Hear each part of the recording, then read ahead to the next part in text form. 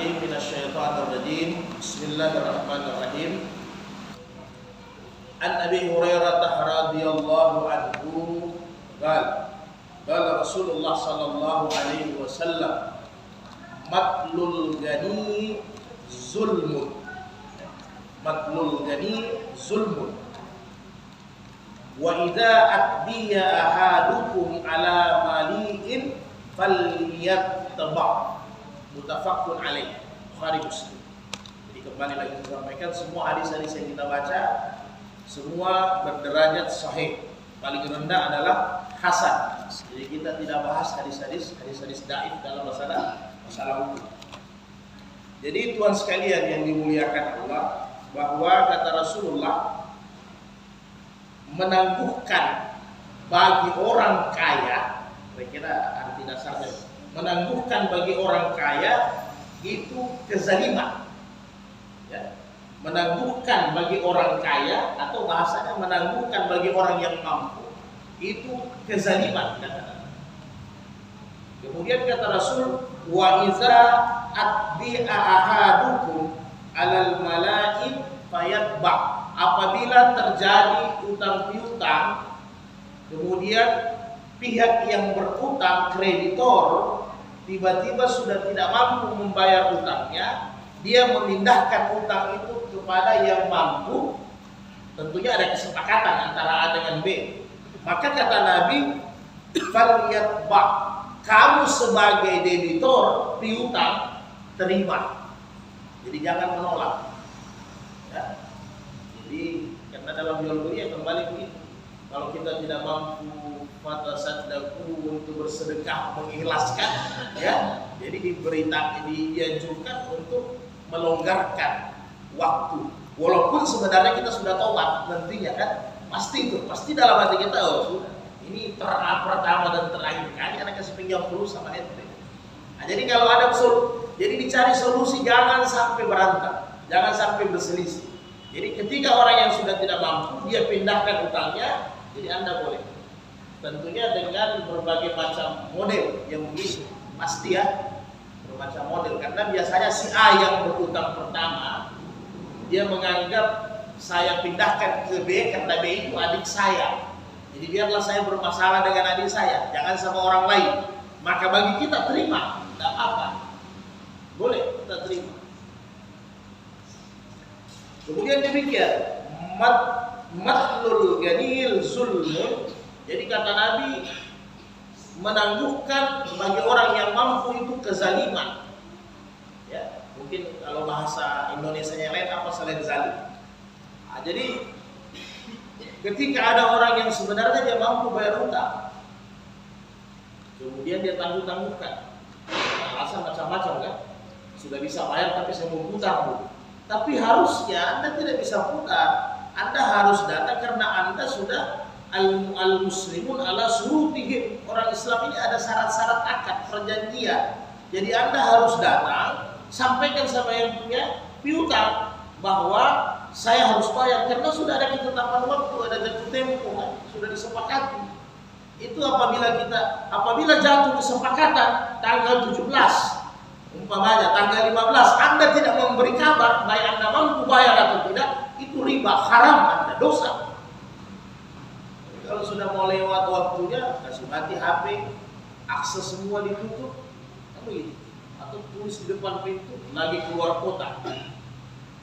Jadi tidak jantan meminjam, tidak jantan dalam persoalan. Jadi kalau memang, apalagi kalau sudah ada duitnya, kembalikan duit orang. Barang habis, orang punya duit tak dikembalikan. Balikan sebagaimana perjanjiannya. Karena ada juga orang biasa, saya pikir saya tangguh lagi, saya putar dulu, boleh. Tapi Anda ketemu dulu, selesaikan akad yang pertama, baru bisa. Jadi karena kita tidak sadar. Jadi seandainya kita buat demikian, hari ini jatuh tempo, saya sudah mampu bayar, kemudian saya tunda, saya putar untuk belikan barang lagi kalau saya orang bisnis. Maka apa? Sepakat ulama Imam Mazhab, apabila kita punya laba itu jadi riba. Laba itu jadi riba. Karena kita punya keterkaitan akad dengan saudara lain. Jadi bayangkan kalau itu jadi riba, itu yang kita beri makan, yukul sama anak istri. Jadi riba. Karena tidak ada pemberitahuan dari karena sudah jatuh masa. Ada demikian juga menurut Imam Syafi'i, hadis ini matlul ghani zulmun, ini juga kena sama orang yang mampu beli cash.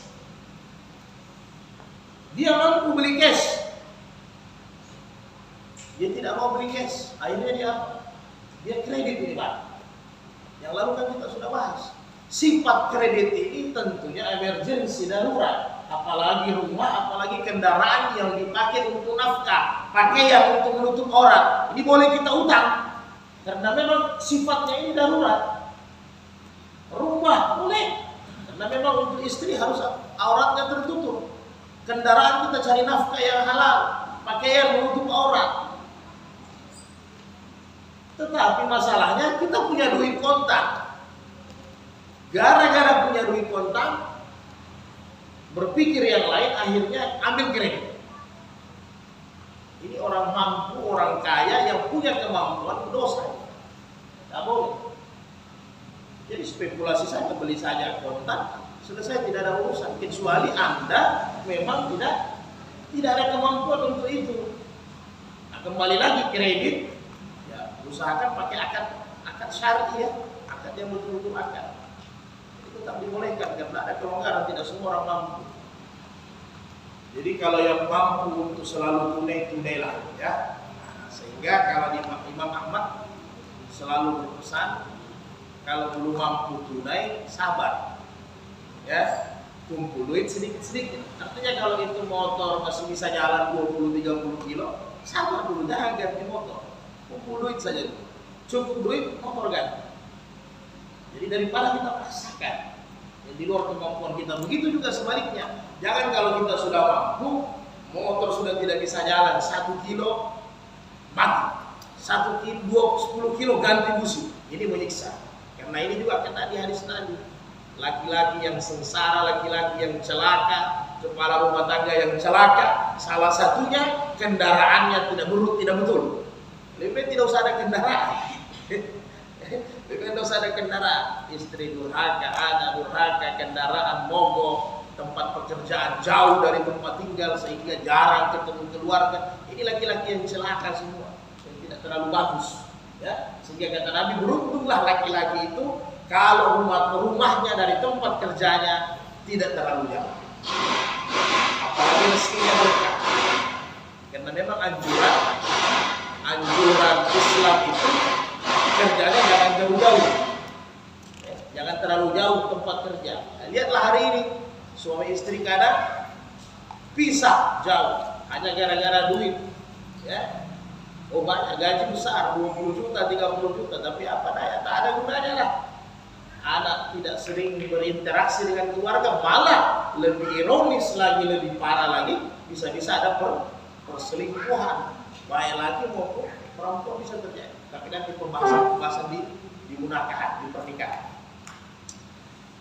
Jadi kira-kira demikian. Jadi kemudian kalau kita menghadapi ini barang, kemudian ada kesusahan, kita juga tahu diri. Jadi cari solusi. Saya umpamanya berutang sama Hamka.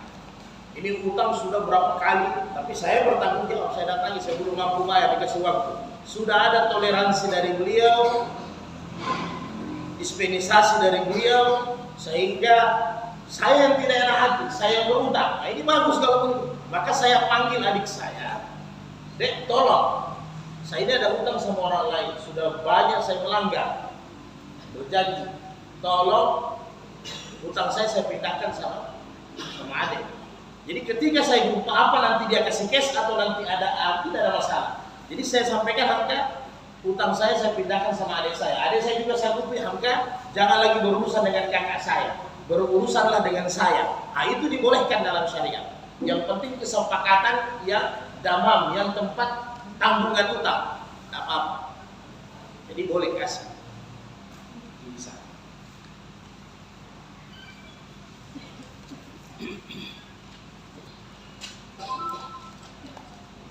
Kemudian, nah ini yang kisah-kisah Nabi lah ya, hati-hati utang. Sebenarnya lalu dibahas utang sudah kita bahas, tidak apa-apa diulang. Ini tapi ini riwayat-riwayat lain lagi. An Jabir radhiyallahu anhu ta'ala qala tuwaffi rajulun minna. Jadi seorang laki-laki telah meninggal.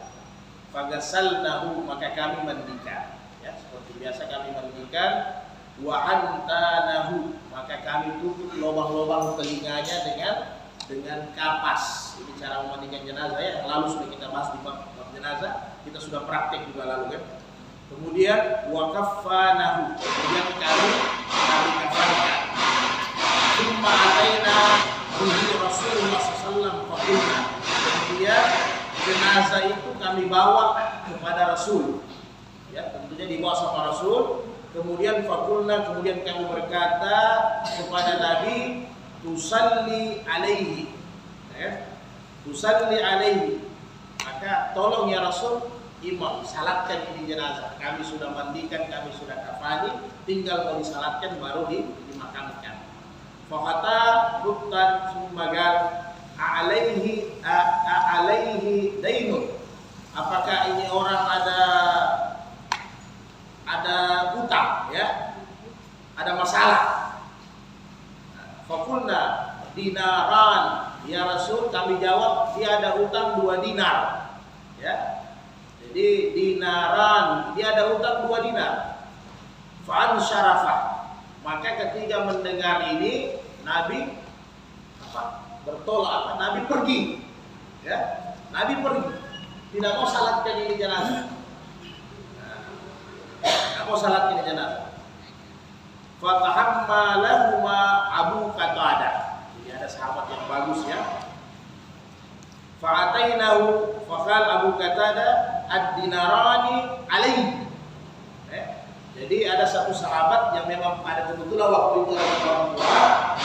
Dia sampaikan sama yang lain, kalau begitu saya ya yang tanggung utangnya 2 dinar.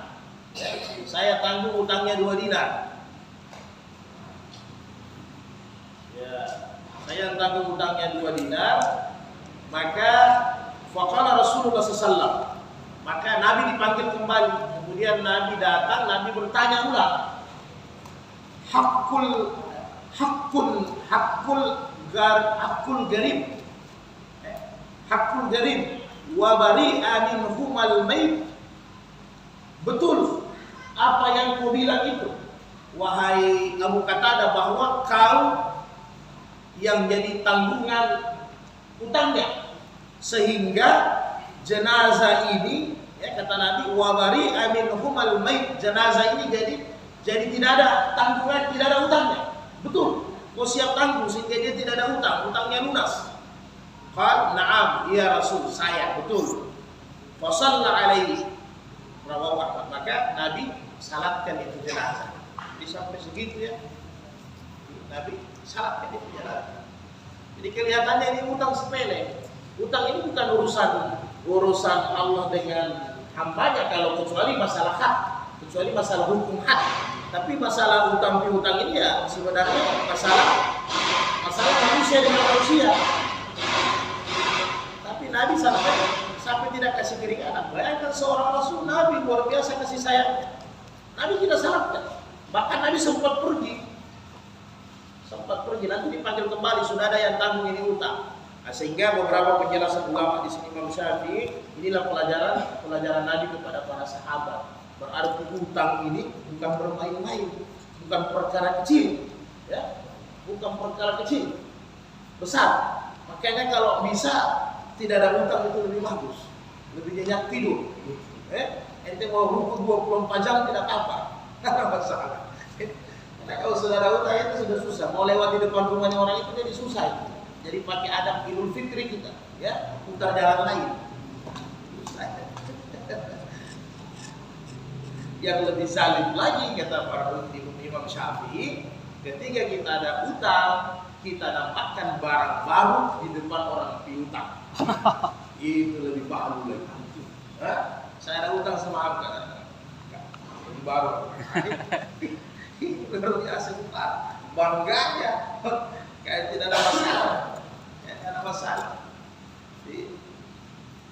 Kemudian hadis berikutnya yang kurang lebih sama.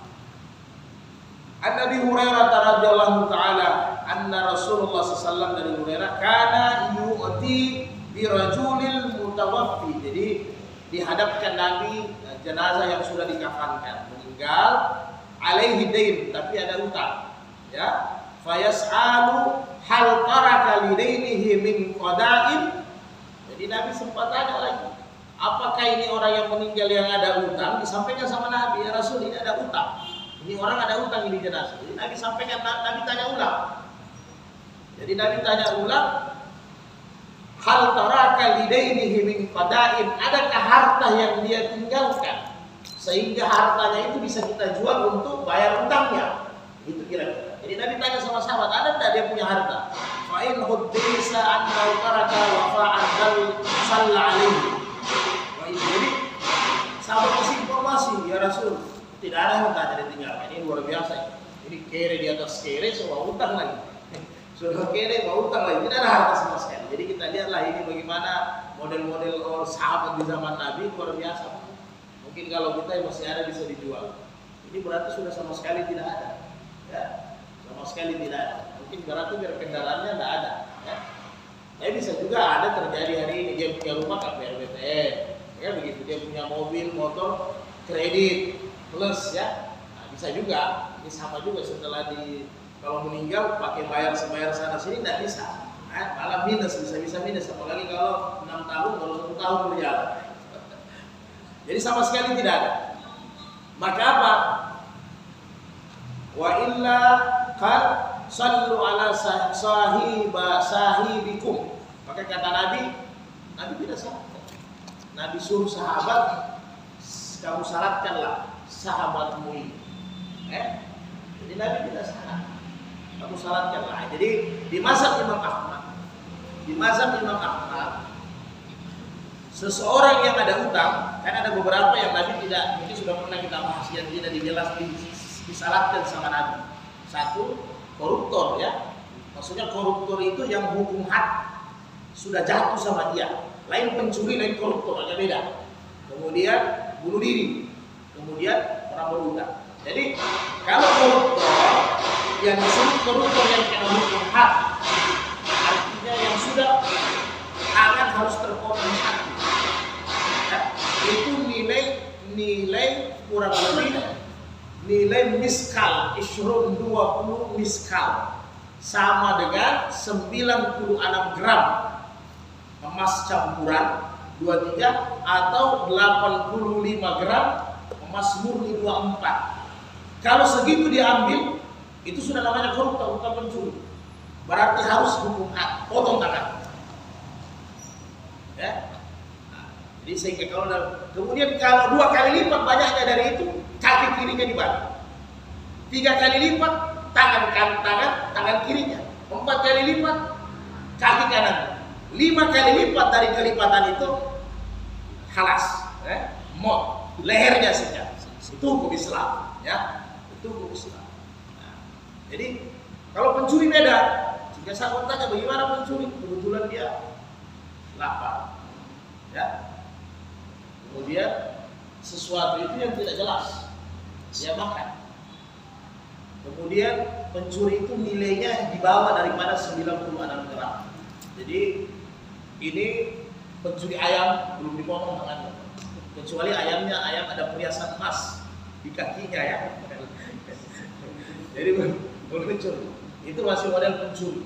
Jadi kalau sudah koruptor itu sifatnya Imam Syafi'i bilang bedanya koruptor dengan pencuri tidak menyusahkan orang banyak. Dia menyusahkan pribadi orang. Jadi satu orang oknum satu orang saja. Tapi kalau koruptor dia menyusahkan orang banyak, dia mengambil harta masyarakat, mengambil uang masyarakat. Ya kita lalu sudah bahas di sini ya. Belum dibagi harta rampasan. Ini sahabat sudah lihat ganimah ini ada yang bagus, ada cerek kibrik, tapi dari kulit. Dia tertarik, padahal biar kita tertarik kalau Nabi belum bagi belum bisa. Secara syariat tunggu Nabi nanti bagi. Tapi dia tidak yang bagus. Jadi dia sempat ambil, dia masukkan di dalam baju, dalam tasnya. Dia jalan naik kuda pergi, tiba-tiba batu besar jatuh, kena kepala dia, pecah kepala dia, langsung mati. Maka Nabi sampaikan, disuruh salat, Nabi bilang dia masuk neraka. Jadi nauzubillah, hadis sahih, tafaqun alaih. Jadi hati-hati. Hanya gara-gara cerek saja. Kenapa? Itu masih harta masyarakat, masih Baitul Mal punya. Belum dibagi sama lain. Ya.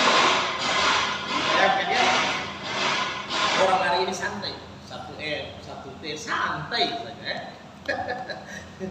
Tidak ada rasa berdosa. Padahal itu sehingga sepakat ulama 4 mazhab Ahlussunnah yang berurusan dengan hukum had itu utang antara manusia dengan Allah. Nanti berurusan di hari kemudian kalau tidak ditegakkan hukum had di dunia. Hati-hati ya. Jadi jangan hanya penzina saja yang kita sinis. Jangan hanya orang peminum arak saja yang kita sinis. Seolah-olah hanya mereka yang orang-orang yang kotor. Padahal di balik baju, di balik kendaraan, di balik rumah, di balik istana itu banyak juga orang-orang yang kotor. Semoga kita terlindung lah ya. Allah mafasna bihi. Wa fi riwayatin Bukhari, dalam riwayat Bukhari, faman mata wa lam yatruk wa fa'o, masih ada satu kali. Falamma fatallahu alaihi al-futuh, falamma fatallahu alaihi al-futuh, ketika Islam sudah banyak berkuasa, diawali dari penaklukan Futuh Makkah, kan begitu. Jadi ketika sudah Futuh Makkah, itu keuangan Islam sudah stabil, Baitul Mal sudah agak lumayan isinya. Bank negara isinya sudah lumayan banyak, aset negara sudah mulai banyak. Apalagi ketika waktu Mekah sudah kembali dikuasai sama Nabi. Maka kata Nabi, ana aula bil mu'minina min anfusihim, kata Nabi. Ana aula bil mu'minina min anfusihim. Saya yang bertanggung jawab atas orang mukmin lebih daripada dirinya mereka sendiri. Ini untuk para pemimpin ini. Sehingga kata Nabi, faman tuwaffiya wa alaihi dainun fa alaihi qada'uhu. Apabila ada orang mukmin yang meninggal, kemudian dia meninggalkan utang, maka saya Baitul Mal, negara yang bayar utangnya. Jadi kalau dalam hukum Islam, kalau kapitalis, tentunya yang bayar utangnya negara adalah masyarakat. Ya mas, itu pun tidak terbayar-bayar. Jadi sistem kapitalis. Jadi kalau hukum Islam, yang bayar utangnya masyarakat adalah negara. Jadi memang sudah terbalik. Hari ini utang negara, utang pemimpin kita yang bayar. Ya. Kita diburu-buru, dikejar-kejar, urus itu pajak, ya mas? Ya, karena hutang-hutang kita. Yang sebenarnya secara hukum Islam, kas negara harus membayar utang masyarakat. Makanya inilah tidak gampang orang jadi pemimpin. Ini yang disampaikan, dikata-kata oleh Umar bin Khattab setelah dilantik, setelah dibayar jadi khalifah. Umar bin Khattab bilang apa? Musibah untuk saya. Musibah untuk saya. Karena Umar bin Khattab tahu kalau Anda jadi pemimpin berarti semua urusan-urusan masyarakat apapun dia itu tanggung jawabnya di pundak Anda. Itu yang menakutkan Umar bin Khattab. Sekarang kan kalau orang habis dilantik gembira, buat acara ya Mas Bang. Syukuran ya. Senang betul syukurannya luar biasa. Habis diangkat. Padahal maka Ibnu Umar ditanya, bagaimana setelah dilantik jadi khalifah? Dibayar. Ayah saya lihat 1 bulan tidak bisa baca, menangis bersedih terus.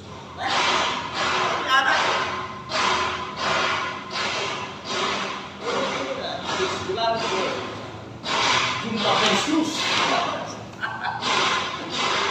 Jadi bagaimana masyarakat bisa ditangani? Beda. Sehingga ketika Umar meninggal apa dia sampaikan sama istrinya. Karena ketika dia jadi khalifah, dia Umar sampaikan sama istrinya, wahai istriku, catat semua barang-barang kita. Ya, ya kalau sekarang mungkin ada LKN ya, lembaga. Jadi catat semua barang-barang kita. Setelah dia ditikam mau meninggal Umar, dia sampaikan kembali ke istri. Catatan barang-barang yang ada itu, itulah harta kita wahai istri. Sempat istrinya sampaikan lagi, bukankah waktu Anda jadi khalifah ada jatah-jatah kebun yang dikasih, itu sudah disepakati dengan para ulama-ulama yang ada waktu itu ya, itu sudah disepakati. Dan disepakati ketika meninggal istrinya masih boleh dapat. Ya kalau sekarang mungkin pensiunan. Kata Umar, itu kesepakatan ketika saya menjabat. Ketika saya nantinya tidak menjabat oleh istriku, itu semua selesai, habis, karena saya sudah tidak kerja. Walaupun secara hukum kesepakatan para ulama sudah putuskan karena menghargai jasa pengabdian, jadi kembali seperti satu cerek lebih 2 cerek keluar. Bahkan kata Ibnu Umar, ada kursi yang sebenarnya kursi 2 ada lebih 1 dikeluarkan, dikembalikan ke negara. Sampai Utsman itu menangis, sampai begini, sampai Utsman bilang terlalu sulit uang Umar. Kalau memberikan fondasi kepada saya sulit sekali. Tidak beban luar biasa. Berarti saya harus lebih baik daripada itu. Kira-kira begitu. Jadi harus negara. Jadi itulah pentingnya Baitul Mal. Kalau sistem Islam, semua zakat mal selain zakat fitrah ya, yang harus dihabiskan sebelum Idul Fitri. Jadi zakat mal, sedekah, wakaf, hibah, semua masuk dalam pengelolaan Baitul Mal. Itulah yang nanti untuk urusan-urusan masyarakat. Kalau sekarang sebenarnya terlebih, karena urusan zakat negara juga urus, undang-undangnya ada, lembaganya basnasnya ada, pajak juga diurus, lebih-lebih lagi pajak. Ya Pak ya? Diburu lagi. Apalagi sekarang PBB Palu kurang lebih 160 M macet. Ya kan begitu? Terus dikejar, diburu. Biasanya sudah masuk di kas 160 ya, untuk kalau 60 ada masuk di kas kan. Jadi bagaimana masyarakat susah sudah begitu, karena memang ketika kita menjabat ada keinginan. Jadi sehingga itu kata Abu Bakar, coba nanti kalian lihat kalau kalian diberi kepemimpinan, nasihat Abu Bakar sama sahabat-sahabat yang diutus. Jadi kalau kalian diberi kepemimpinan ada hal-hal sifat duniawi, maka letakkan itu jabatan. Letakkan. Karena kata Abu Bakar itu awal kehancuran diri kamu. Jadi kalau kita suruh dikasih jabatan, tiba-tiba langsung panjang, ada angan-angan untuk amal keduniaan kita, letakkan itu jabatan. Berarti itu awal kehancuran. Kalau tidak ada dia untuk urus umat. Jadi ingatlah ya, Umar tidak akan makan kata istrinya sebelum pastikan bahwa tetangga sekeliling masyarakat sudah makan. Artinya kalau sekarang kan lebih jelas, pemimpin tinggal telepon gubernur-gubernurnya sudah aman, tidak ada yang lapor di kota. Kira-kira begitu, baru bisa makan. Yang pagarnya bengkok, lalu kita sudah bahas ya. Yang pagarnya bengkok saja ke tanahnya orang, rumah ada tembur, belum tidur rumah. Tolong pagarnya diluruskan, jangan jadi masalah dengan tetangga. Bayangkan, pemimpin luar biasa. Ya. Nah, ini sudah ada badannya sendiri sekarang, sudah ada ATR BPN, tapi masih banyak perselisihan. Karena terus bisa bermain. Yang HGU bisa keluar sertifikat, yang penting lulus harus. Kemudian yang terakhir,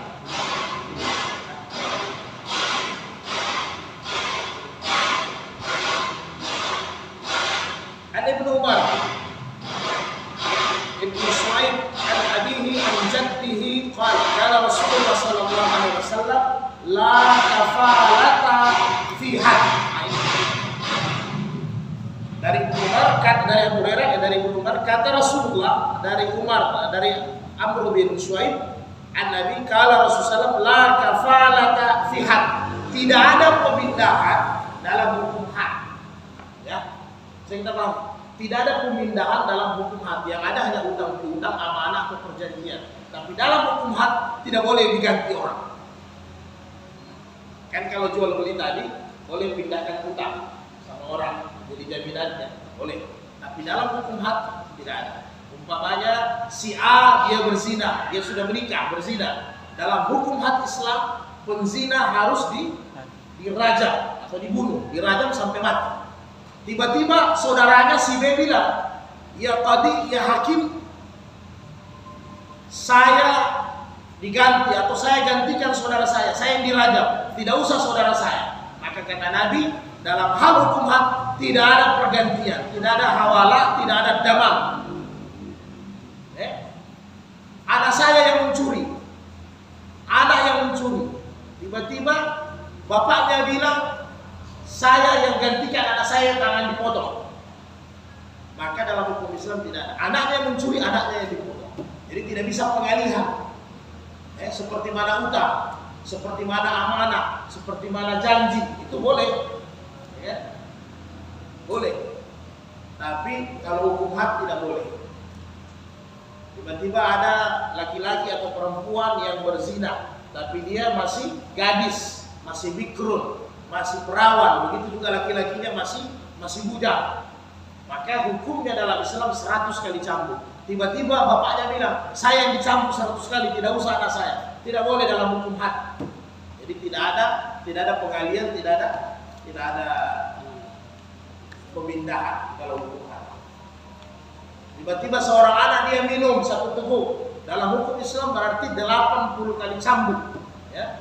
80 kali cambuk. Mamanya sedih. Tidak usah anak saya. Karena dia habis minum, saya yang dicambuk. Tidak boleh. Jadi sepakat ulama Ahlussunnah 4 mazhab bahwa hutang hukum had tidak bisa dibayar di dunia, maka kita akan bayar nanti di akhirat.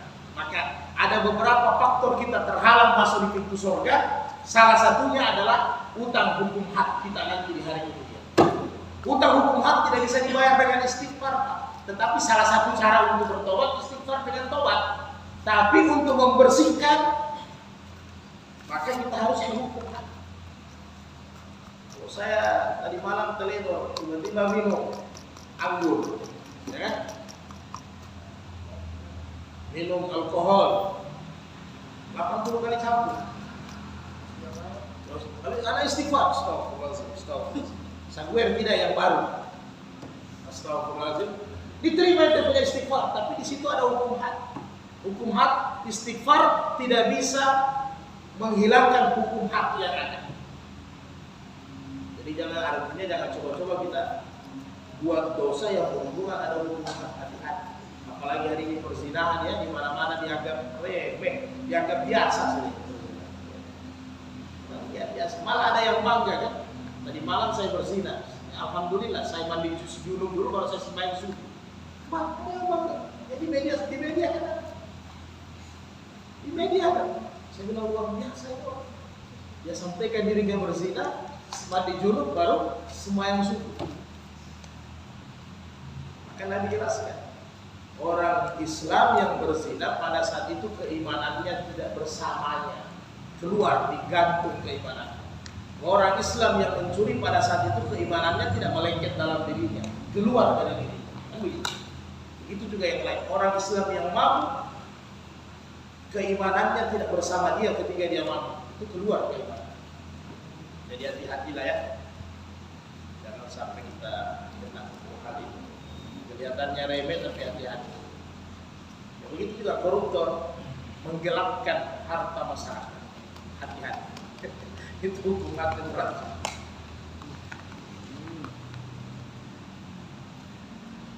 Ini berikutnya babu syarikah wakalah. Syarikah dengan wakalah. Ada pembahasan yang bab ini silakan. Ada surah.